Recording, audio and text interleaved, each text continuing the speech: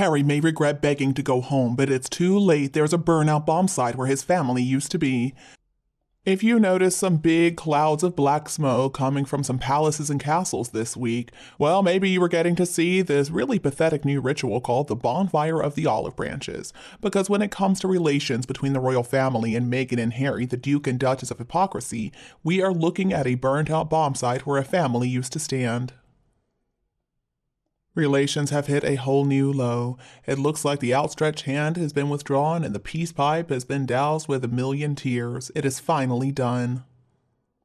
In September, Prince Harry is going to come to the UK to attend an award ceremony for the Well Child charity, and that's going to be the day before the anniversary of the late Queen's passing. But there are no plans in place to meet with his father or his brother. Apparently, Harry is not even going to attend the private family dinner at Windsor to commemorate Elizabeth II. And then he's going to head to Germany for the Invictus Games, where Meghan's going to come out to join him.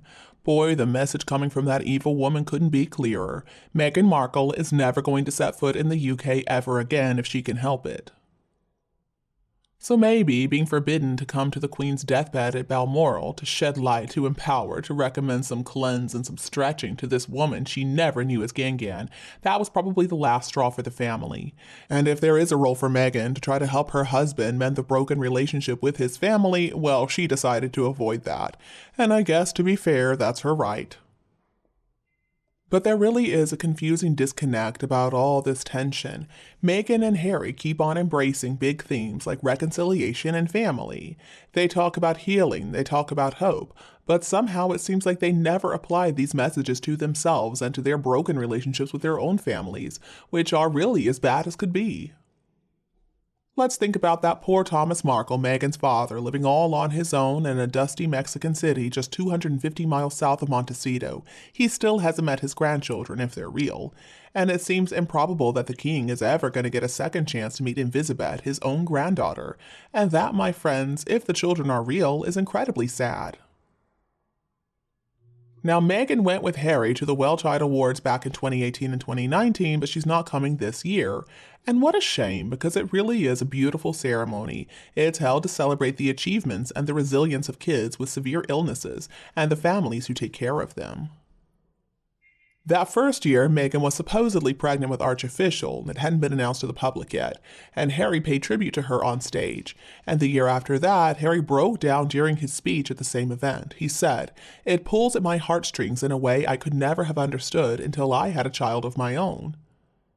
And he is 100% correct. When it works properly, family is absolutely everything. Family is your home. Family is your support system. Family is more than name-napping your grandmother's nickname for your own kid. Family is not a seized opportunity to try to build a business on the back of a royal name and a heritage that you attack when it suits you. Family is not something under which you can hide your narcissism disguised as altruism. Family is putting in some actual hard work, apologizing when you did something wrong, and loving each other in spite of all of it. Should I even mention the word respect? It's been 7 years now since Meghan entered Harry's life, and it's been 5 years since they got married.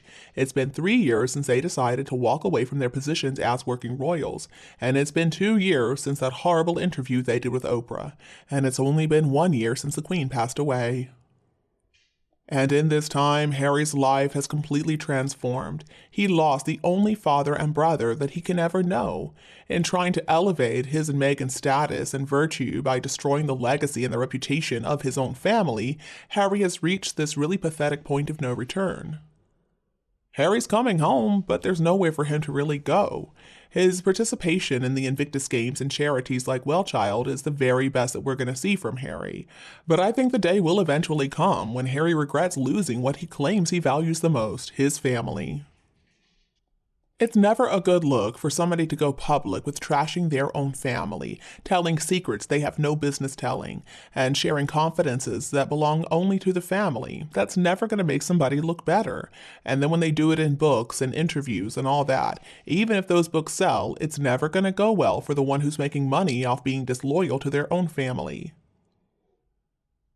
And in the US, their popularity ratings are not doing well. I mean, it's been sinking all throughout 2023 as verified by Pollster YouGov.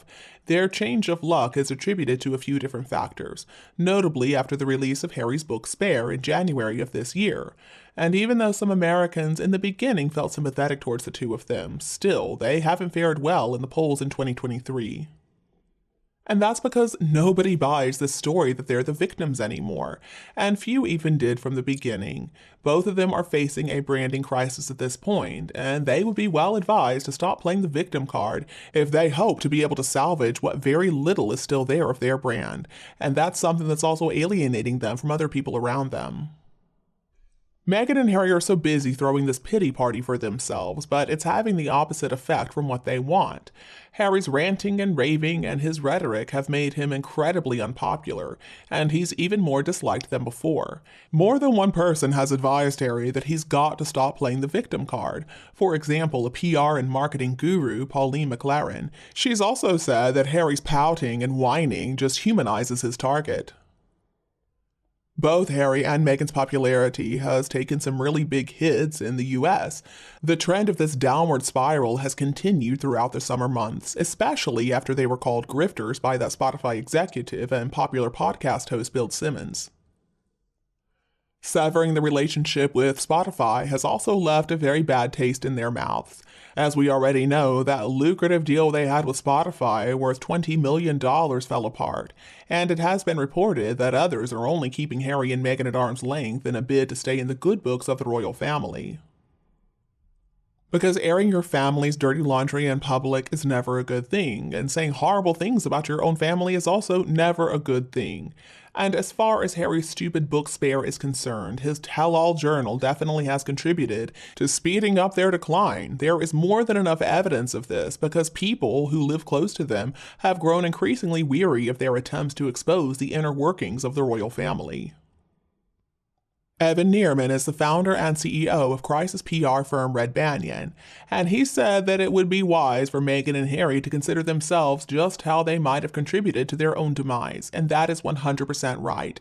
There is no doubt in my mind that the release of Spare has backfired. I mean, he got so much backlash from that stupid book, basically just a whole ricochet and rebound on the disappointing couple, as their attacks and their trying to throw Harry's family under the bus is basically ruining their business deals, and it's also making them less likable and less favored.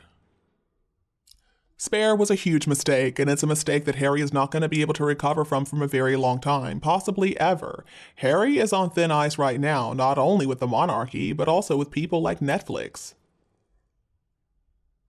Harry and Meghan are con artists. They're derelict vagabonds and they're wanderers, and they have been on this pity train for over 3 years now, ever since they ran away from the monarchy back in 2020. It's been about 36 months of ugliness from the two of them, and it all started with that March 2021 interview they did with Oprah Winfrey. They said it was going to be no holds barred. They said they were going to spill the beans. And then they went on to bash Harry's family a year later in that 2022 Netflix reality series. And then more recently, we got Spare, Harry's full of BS memoirs that dropped onto our bookshelves even though we never wanted it. And you, what do you think about Harry and Meghan? Please tell me your opinion below in the comments section. If you think my video is interesting, don't be afraid to like and share it with your friends and relatives who need it anytime you want. And don't be afraid to click the subscribe button to get more updates in the future. Thank you so much for tuning in, have a lovely weekend, and we'll be back to see you all tomorrow.